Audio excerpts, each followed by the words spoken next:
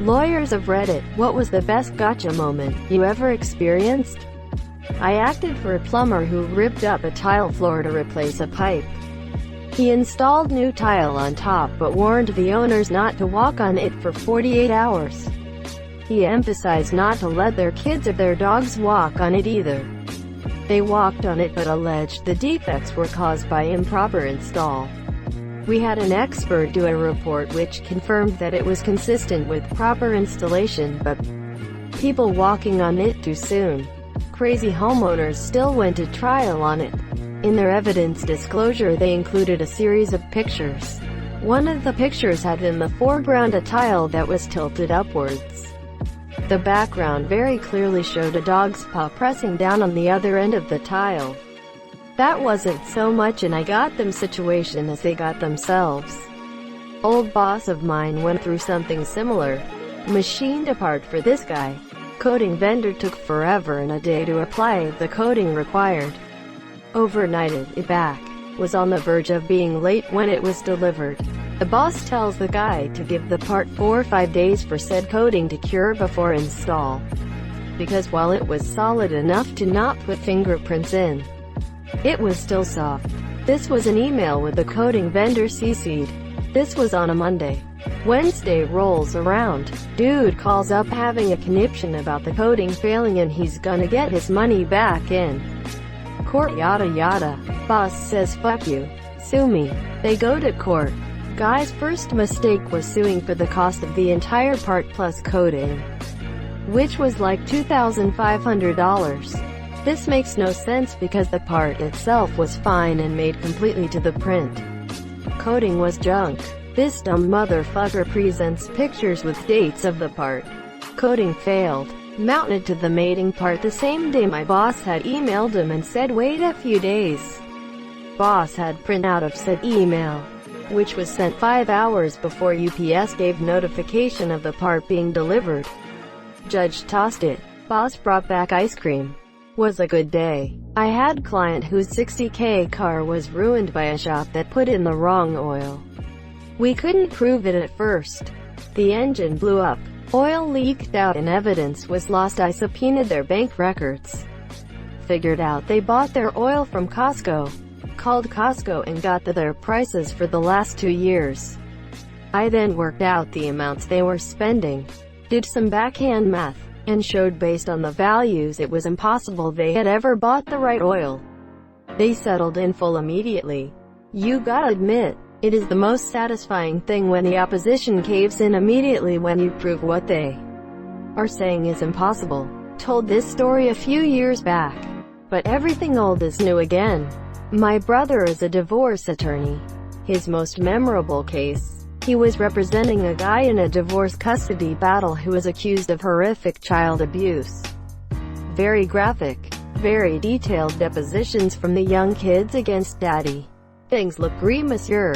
Then my brother notices the deposition transcript, done by social workers under oath, contains a question at the end from one of the kids. Did I hit my marks?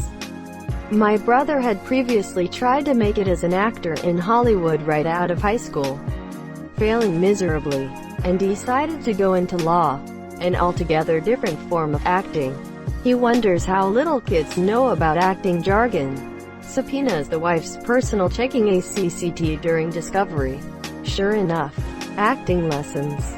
Deposes an extremely sketchy acting coach.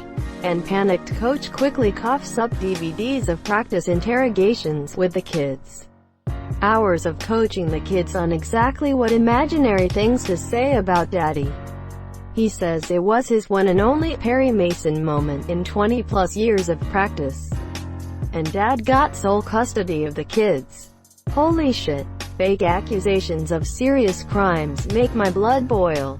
The wife could have put her ex in prison for years over something he didn't do. Edit. Blood. Not mood. Had a client accused of leading the cops on a high-speed chase. The cop on the stand estimated he was going 90 miles per hour. But never actually clocked time, monsieur. Then the cop identified where the chase started with me, and where it ended. It lasted about 2 miles.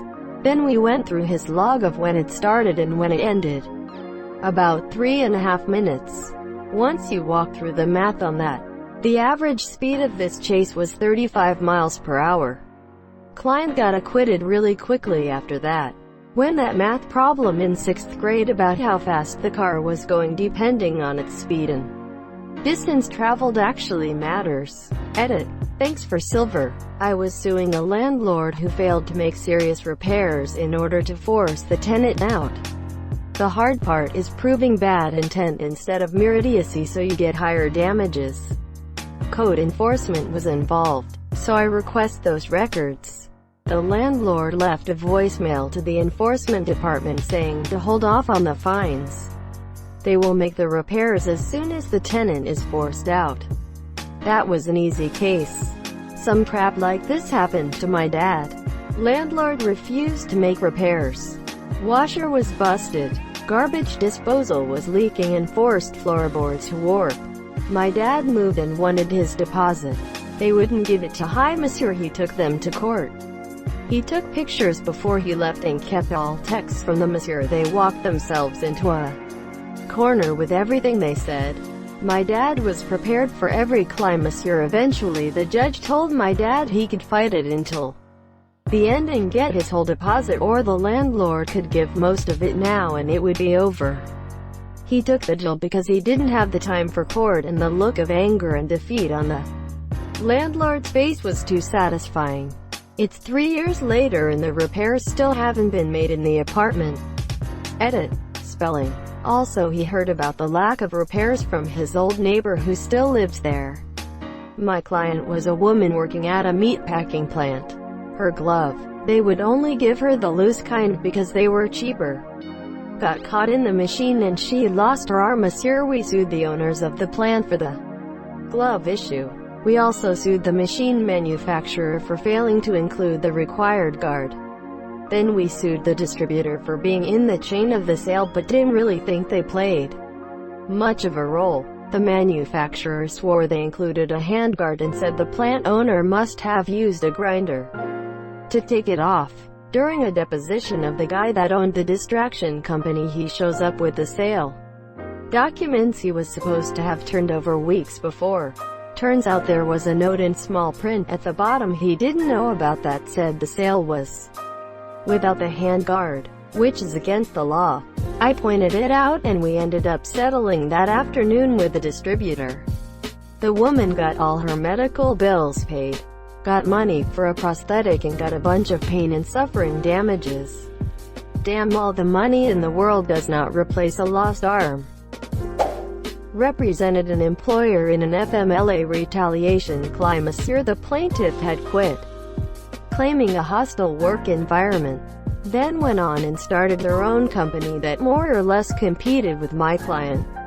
In the plaintiff's deposition, the plaintiff went on and on about how sick she was when she went on FMLA leave, and how horribly she was treated by my client. Her new company had a Facebook page. I asked her about it, and had printed out several sections from the page, including photos. She admitted she had posted the photos, and more so posted them from her phone moments after they were taken. After I had those admissions on the record, I produced pictures of her touring the facility where her new business was located, smiling and walking with her friends. The date of those photos was while she was on FMLA leave from my client. Not a lawyer, but one time I represented myself in a speeding ticket dispute. The officer supposedly caught me speeding with his radar. After he finished presenting his case, I got to cross-examine Hi Monsieur. Now he was pretty good about providing evidence for the radar unit's accuracy, saying that he tested the radar before and after his shift with the tuning forks the radar came with. He even had the factory certificates for the tuning forks. But what he didn't realize was that the certificates were dated 1995. And I knew that those forks hadn't been recertified, calibrated since they'd left the factory in 1995, because calibrating tuning forks just wasn't standard procedure for my local PD. So I laid all of that out, and asked how he could be sure that the radar was accurate, since we couldn't be sure that the tuning forks he'd used were accurate. He just kind of went on a long ramble about how he'd been using the radar unit for a long time and how it had always worked well.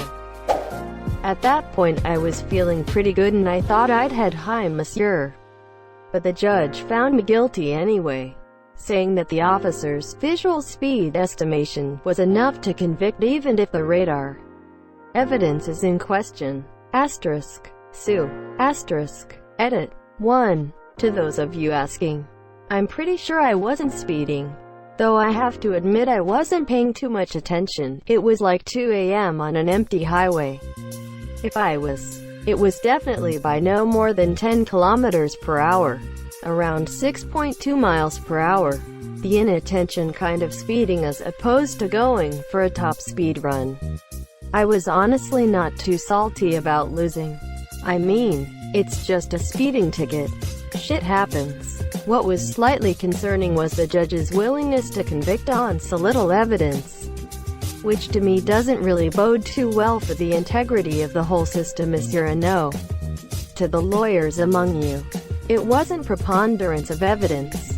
It was beyond a reasonable doubt. Traffic offenses follow a criminal procedure, here in BC. 2. Added the arm back in. Thanks guys. This is almost exactly the same as my story in court fighting a speeding ticket. In addition to showing that he didn't know how to operate the laser speed detector, I also showed that he was wrong about the speed limit where he had clocked me. It was intentional, because he was sitting at a speed limit sign where the speed limit dropped. But also according to the county engineer, the sign was 100 yards ahead of the actual speed limit change. I had drawings and a letter from the engineer showing this. Judge ruled guilty without hesitation. Now we'll be having none of those stinking facts in this court. Bangs gavel angrily. Lol, if you win in California, your prize is only having to pay half the ticket cost. Never posted this before. Ex-wife. Ex.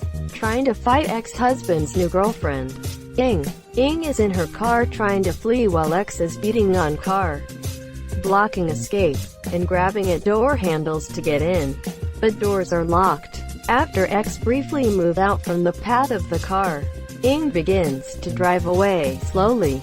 X, noticing the car starting to leave, dives onto the hood of the car, slides off, gets run over at slow speed, and breaks bones. Several surgeries later, X sues Ing, alleging negligence in hitting X with the car.